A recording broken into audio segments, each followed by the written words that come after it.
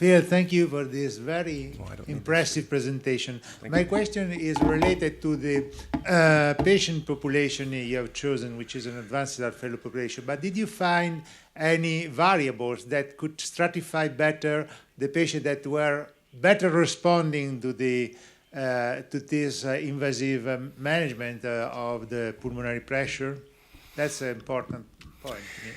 The population chosen was patients who were receiving guideline-directed medical therapy and device therapies, maximal tolerated dosages, and had persistent New York Heart Association Class 3 symptoms with a previous hospitalization. So they had a hospitalization and persistent Class 3 symptoms. So you're right, it's a more advanced group of patients, but not Stage D refractory Class 4.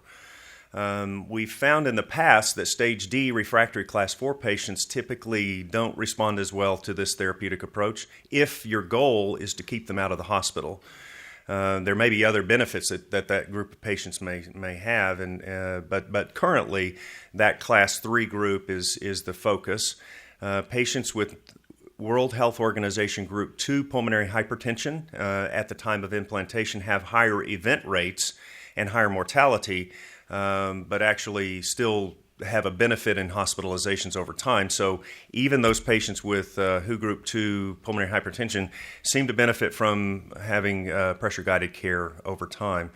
So really the segment of the total heart failure population of Class 3 previously hospitalized seem to be the best group. Yeah, so very importantly, I have another question.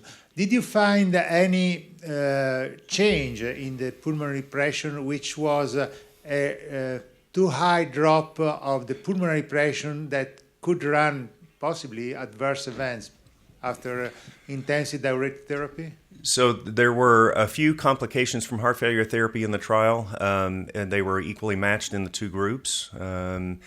Nitrate therapy, for example, was more safely applied to when one was able to use pulmonary artery pressures as a guide. So there were some dehydration events, but they literally were equally matched between the two groups, a control and treatment group. So yes, we did see that, but it was not particular to the pressure-guided care process. Phil, in italiano. Sì, grazie. Dunque, tu hai fatto vedere in una tua slide, hai fatto vedere che comunque 1100 interventi sono stati fatti sulla base della clinica e non dello monitoring, giusto? I think I was on the wrong channel, sorry. So the medical changes, yes, there were medical changes were more than 1,400 were based on clinical examination, clinical science. Actually, that's a good observation. So if you ask the question, how many medications would you change in 6 months in 550 patients with Class 3 heart failure, based on signs and symptoms, you'd change about 2,000 medications, because if you look at the treatment and control group, medication changes that occurred based on signs and symptoms, that was about 2,100. Quite similar. Very similar. And so the contact actually between the control and treatment group were the same. And the difference really was the pressure-guided changes in medical therapy. Thank you.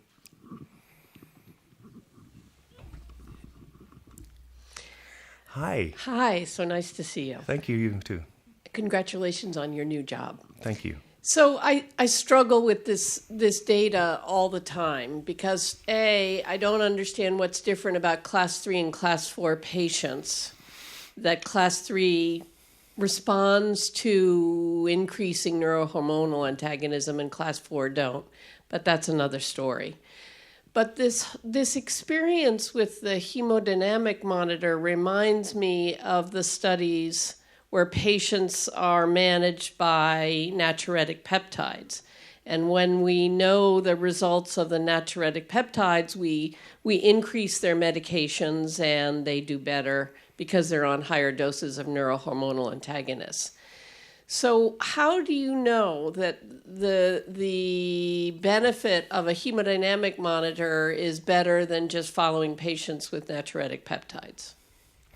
Well, we have not done that trial. I think first of all, to your first comment, I don't understand why Class 4 would not respond either. I think it's maybe a myth that was created by the Compass HF trial, which had a very small number of patients that were Class 4, and some of those patients were receiving intermittent inotropic therapy that was sort of discovered, and it turns out in that trial that it was a composite primary endpoint with IV drugs in an outpatient setting as an endpoint. So each of those weekly inotrope infusions were counted as an endpoint. So this apparent increase in the number of hospitalizations or endpoints in that group may have been simply a factor of small number of patients and an uncontrolled group from the primary investigator or the local site investigators.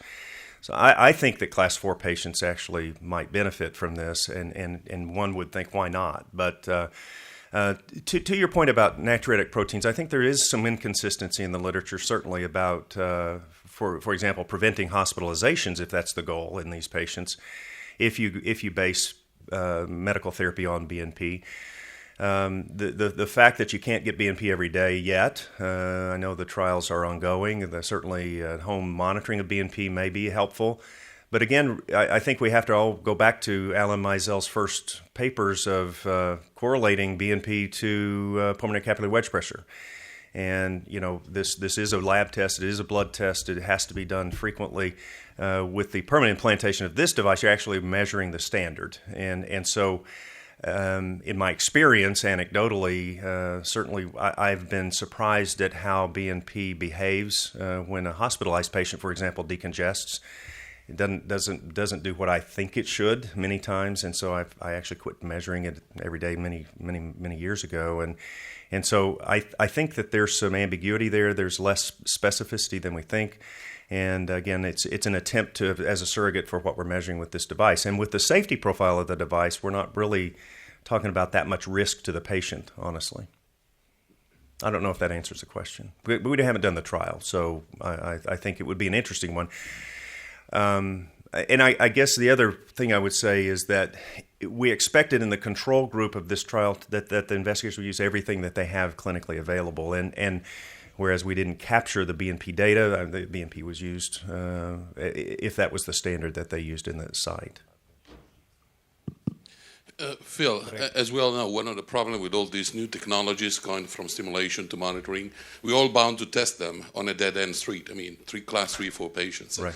Do you foresee, even from the company perspective nowadays, we thought about this and you discussed this when you were implanted probably the first Chronicle quite a few years ago, that being 60 myself, get a chance to get this device when I'm 70 before I get to Class 3?